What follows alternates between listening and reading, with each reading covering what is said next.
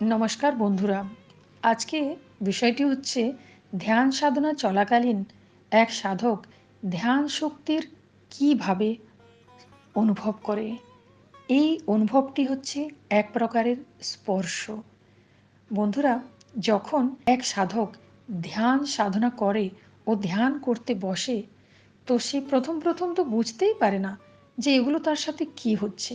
কিন্তু কিছুদিন পর তার মনে হয় যে তার গায়ের ত্বকে, তার চেহারার ত্বকে কেউ যেন আস্তে আস্তে করে স্পর্শ করছে। সাধক তখন ভাবে, এসব আমার সাথে কি হচ্ছে? আমার দ্বারা কিছু ভুল সাধনা হচ্ছে না তো?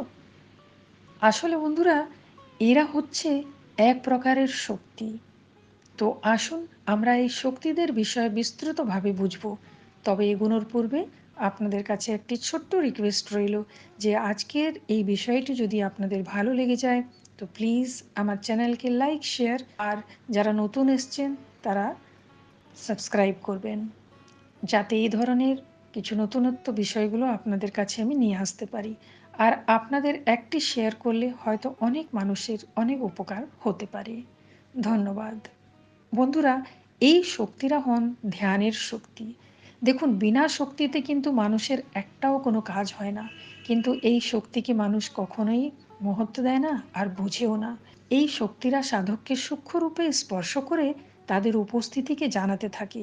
তবে ধ্যান সাধনা চলাকালীন যাদের এরকম কোনো অনুভব হয় না, তারা নিজের ধ্যান পদ্ধতিকে একটু স্ক্রুটিনি করে ঠিক করে নিলে তাদেরও একটু আলাদা হলেও এই রকম অনুভব হওয়া আরম্ভ হয়ে যাবে। এসব শক্তিরা ধ্যানী সাধককে তার ধ্যানের পথ পরিষ্কার করে এগিয়ে নিয়ে যাওয়ার জন্যে সব সময় সচেষ্ট থাকেন। শুধু ধ্যানের অবস্থাতেই নয়, বরং সাধকের ঘুমন্ত অবস্থাতেও এই সূক্ষ্ম শক্তিরা সাধকের সুরক্ষা হেতু গার্ড হয়ে তার কাছে সব সময় উপস্থিত থাকেন। তাহলে এবার প্রশ্ন ওঠে যে এই শক্তিরা কারা ও কিভাবে সাধককে গাইড করে। আসলে এক সাধক যখন ঠিক বিধি ও রীতিমতো ধ্যান করে, তো তার নিজের মধ্যেই একটি সময় এক দিব্য শক্তির উদয় হয়। এই দিব্য শক্তিকে আমরা সরল ভাষায় দিব্য ঊর্জা বলে থাকি। এখানে ঘাবড়াতে নেই। এখানে একটি খুবই সরল প্রশ্ন আবার হয়তো উঠতে পারে যে কোনো সাধক ধ্যান কেন করে? সে নিশ্চয়ই কিছু শক্তি পাওয়ার জন্যেই এসব ধ্যান করে। সেসব শক্তি কি হতে পারে? সেগুলো হচ্ছে শারীরিক শক্তি, মানসিক শক্তি, কুণ্ডলিনী শক্তি ইত্যাদি ইত্যাদি। যাতে সাধকের বিভিন্ন প্রকারের দৈহিক, মানসিক, আধ্যাত্মিক দুর্বলতা দূর হোক আর সে নিজেকে এক নতুন এনার্জির সাথে এক অসাধারণ ব্যক্তিত্বের ধনী হয়ে তৈরি করতে পারবে।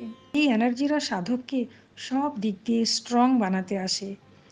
আবার আমি এখানে একটি কথা বলতে চাইব যে এসব কেবল শারীরিক মানসিকই নয়, বরং লৌকিক, পারলৌকিক, ভৌতিক ইত্যাদি বিষয়তেও সাধককে এরা স্ট্রং বানাতে এগিয়ে আসে। একটা এক্সাম্পল দিয়ে আমি এখানে বোঝাতে চাইব যে যখন কেউ জিম জয়েন করে আর সেখানে গিয়ে এক্সারসাইজ করে, তো তার body, overall personality fit, fine and strong হয়ে যায়। সে সুগঠিত হয়ে ওঠে। তেমনি সাধক যখন ধ্যান করে তখন তার সাথে এসব অনুভব হয়। এসব কিছু প্রথমেই যে হয়ে যাবে তা কিন্তু নয়। আস্তে আস্তে ধ্যান করতে করতে যখন ঠিক সময় হয়ে আসবে তখন এই শক্তিদের সাপোর্ট সাধক পেয়ে থাকে।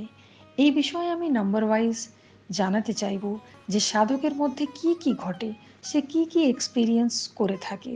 নাম্বার ওয়ান, যখন এক ধ্যানী সাধকের ধ্যান পরিপক্ক হয়ে যায় তখন তার মনে হবে তার পুরো চেহারাতে হালকা হালকা চুলকুনি হচ্ছে, যাকে সরল ও চলতি ভাষায় কুটকুট করা বলা হয়, যার ফলে সাধকের মুখমণ্ডল আভাযুক্ত হয়ে ওঠে। এতে কোনো ভয় পাওয়ার কারণ মোটেই নেই।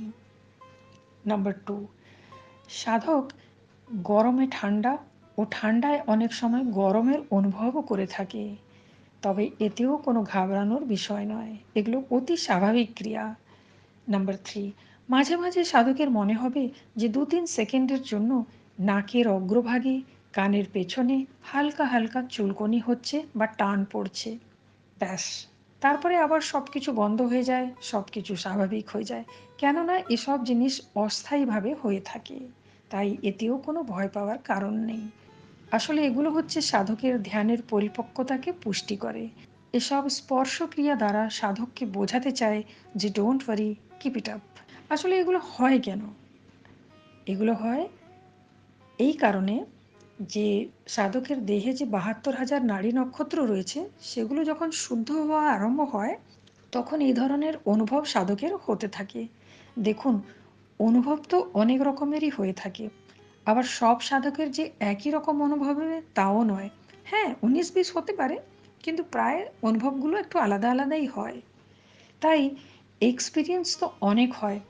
তবে এখানে আমি মোটামুটি যেগুলো প্রায় হয়ে থাকে সেই পয়েন্টগুলোকেই জানিয়ে দিলাম।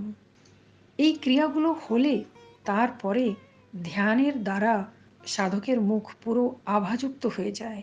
তার মুখে এক প্রকারের তেজের উদয় হয়, চেহারায় উজ্জ্বলতা হয়ে যায়, চেহারায় উজ্জ্বলতা ফুটে ওঠে। তখন বুঝতে পারা যায় যে এইসব স্পন্দন ক্রিয়া আর ধ্যানের ক্রিয়াগুলো ঠিক মতন হচ্ছে। নাম্বার 6, যখন সাধকের ধ্যান দ্বারা দিব্য দৃষ্টি লাভের দিকে পথ খোলা আরম্ভ হয়, তখন কিন্তু আজ্ঞাচক্র ও সহস্রার চক্রে হালকা হালকা স্পন্দন ও চুলকনি হয়ে থাকে। বিশেষ করে আজ্ঞাচক্রেতে প্রায় সব সময়তেই একটা চুলকানি হতেই থাকে। তাই এতেও ঘাবড়ানোর কোনো বিষয় নয়, এগুলো খুবই স্বাভাবিক প্রক্রিয়া। বন্ধুরা, এই ধরনের অনুভব যখন এক সাধক ধ্যান সাধনা দ্বারা অনুভব করে থাকে, তখন ভাবতে হবে যে খুব শীঘ্রই তার দিব্যদৃষ্টি খোলা আরম্ভ হতে চলেছে, বা হয়তো প্রায় প্রায় হয়ে এসেছে। এটা একটা খুবই সুখদ অনুভব, আনন্দের অনুভব ও বিশেষ অনুভব। তো বন্ধুরা, আশা করব আজকের এই গূঢ় রহস্যযুক্ত ধ্যানের কিছু বিশেষ তথ্যগুলো আপনাদেরকে আমি জানালাম, সেগুলো নিশ্চয়ই আপনাদেরকে ভালো লেগেছে। যেখানে আমি জানাতে চেষ্টা করেছি যে যখন কোনো সাধকের কুণ্ডলিনী জাগৃত হতে চলে বা প্রায় প্রায় হয়ে যায়, তো তখন তার শারীরিক ও মানসিক অবস্থা কীরকম হয়, সে কিভাবে আরও এগিয়ে চলে, কিভাবে শক্তিরা তাকে সাহায্য করে। তাহলে আজ এই পর্যন্ত। আপনারা সকলে ভালো থাকুন। জয় রঘুনাথজি।